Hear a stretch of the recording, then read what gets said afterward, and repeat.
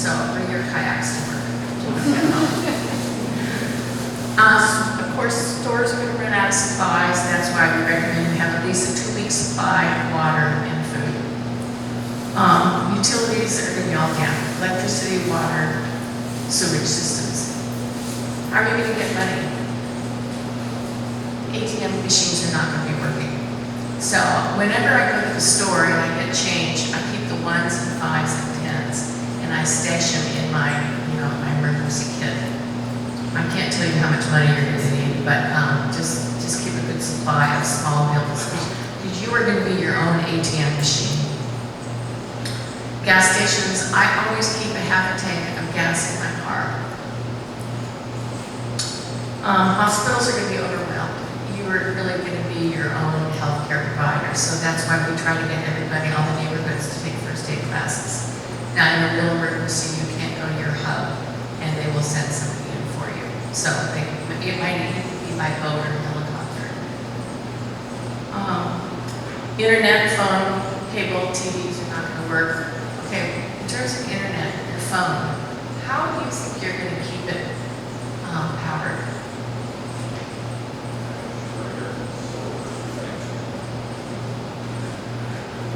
What was that? Okay, so a battery pack, solar pack. Anyway, we'll talk about that later, but I want you to think about it because that's going to be a question on the exam at the end of this session.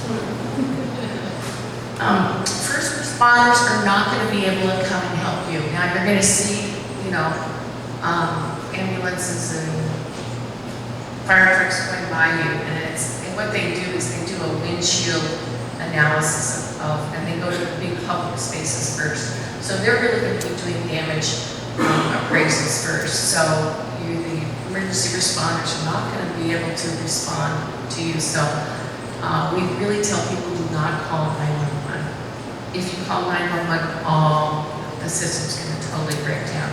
Do you remember the Seahawks parade when the Seahawks won the Super Bowl? The total communication systems broke down because everybody was on their phone. So, you make your one call to your outside source. Okay, develop a plan. And I talked about this before, but you really need to figure out a meeting place for your family, and especially talk to your school system, figure out how you're going to reunite with your family, with your children. You have to find alternative routes home. Now, in my car, I keep a pair of sturdy shoes.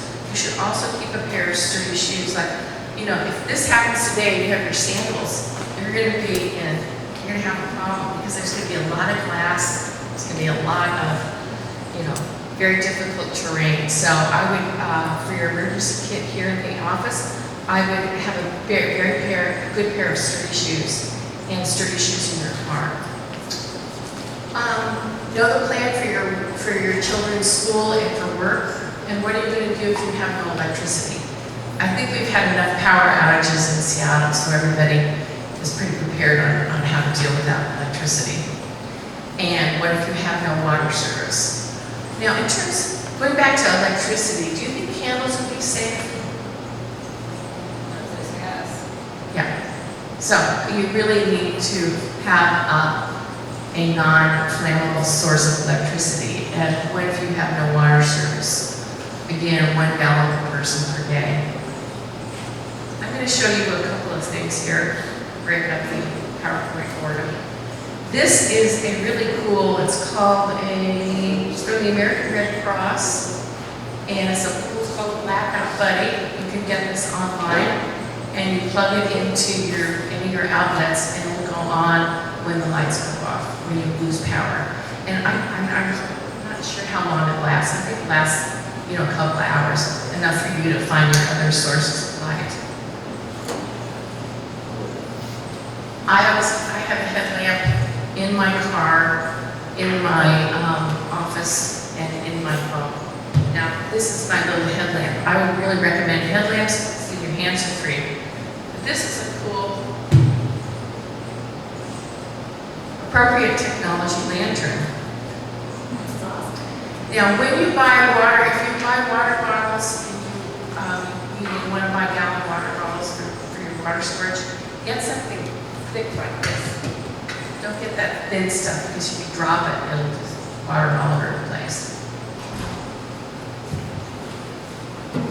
This is called Lucy. I think maybe many of you know about this. This is a solar lantern, and it really works well. It lasts for about 8 hours, so it's super. Of course, in an emergency, it's not going to be powered up, but like the next day, you can put this outside, and this is your light source. Now, under my bed, I keep a lot of this. Actually, this is what I have under my bed. I have a little box that I keep under my bed, and I have thick leather gloves, and I have sturdy shoes. So if it happens at night, the first thing you do, it's like in an airplane, you put the oxygen on yourself first, and then you take care of your kid. So get your shoes on, and once the shaking is stopped, of course, go check on your kid and make sure your kid puts on good shoes, because there's going to be a lot of glass. Glasses and cuts are really the biggest problem. I have this under my bed. This is called a 4-in-1 tool. I think I've heard now that they sell it at Home Depot. And this will turn your gas off, this thing.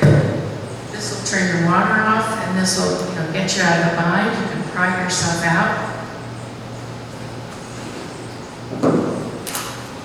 I'm going to talk about how to make your house and your office earthquake proof. So what you need to do, I would recommend you guys have a happy hour and have a little scavenger hunt, break up into as many teams as you have floors or businesses, and do a hazard hunt throughout your building and think about what's going to fall on me. So in your bedroom, I want you, when you go home tonight, first of all, I want you to check, how do I turn off my water? And how do I turn off my gas? Now, you only turn off your gas if you smell gas, or if you hear a hissing sound, or if your meter's spinning around. Because if you turn it off, you won't be able to turn it back on. But if you're unsure, turn it off, because fires are such a problem. One of the first things you should do is turn off your water. The reason being, in an earthquake, your sewage system, pipes for your sewage and your water get broken, and your water will get contaminated. So tonight when you go home, find out how to turn off your water and turn on your gas. So on your hazard hunt, you need to go around and look at what bookshelves might fall down, where is glass going to break, these things might fall on us. But those, I don't know if those are strapped down or not in the back. So do a hazard hunt, and then I would recommend that you have a floor captain, and then have your teams. Did I talk about teams already? I'm good with you. You did with me. Okay. So teams, you need a search and rescue team and a first aid team per floor. And maybe your floors, you might have to divide your floors into like 10 floors. That's up to management. And the people who volunteered to be on the first aid team, you can all come to a class that we have at Seattle at the Office of Emergency Management on first aid. There's a really good class called Stop the Bleed. It tells you how to keep people from dying from blood loss. The second team is called Search and Rescue. The fire department gives an excellent search and rescue class. So again, for each floor, you're going to need to have somebody ready to do search and rescue. So again, when you're at home tonight, I want you to lie on your bed and look, is there anything above me that's going to fall on me? Is there a fan? Do you have a shelf? And I have a really wonderful painting above my bed. And so for my valuable paintings, I have these hooks, and these are child-proof hooks. It's called Kid Safe, and they have a little clip inside, so your paintings are not going to flip up and fall down. So this is a very good thing. All your heavy objects you should have on lower shelves. Let's say you have this beautiful pot and you want it up on a shelf. So this is really good. This is Shake and Roll Museum putty. So you can put this under your valuable objects and they won't fall down. Another thing I have, I don't know, older lady, and so I have medications. But anyway, if you have any medications, it's really handy to get one of these. It's for 4 times a day. This would be good for like a month of medication. You can take medications for once a month. So I have this under my bed. This looks very simple, but it's really important. In your kits, at home, at work, in your car, please have a whistle.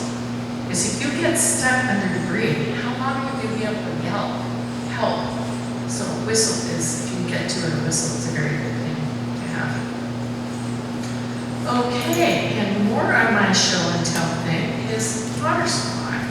So this is a cool thing. I got this at REI, and this is one of these straws. Well, let's say you're walking home and you're really thirsty and there's a little creek. You could use this, so you might want to have this in your kit. And also, REI sells these water purification tablets. These are great. Now we'll talk about the fun stuff, pee and poo. So I recommend that in this building, in every restroom, you guys need a set of these. You can have them stored somewhere. So what you do is you just go to Home Depot, they call it Home Despot, and you can get pool noodles, and this is your toilet seat. It's very, very comfortable. I won't demonstrate, but I tell you, they're very comfortable. So I have one for pee, and you can just pour this out into a drain, or at your home, you could pour it out in your garden, and sort of in a long stream like this. This has a little demonstration of, you sprinkle it in the length of your shadow. And do not put any toilet paper in here. So that's for pee. Now for the poo. In my poo thing, I have this wipes and there's hand sanitizer. So you would double bag your poo bucket and only let it get like a quarter of the way full or 3/4 of the way full, and then you double bag it, wrap it up,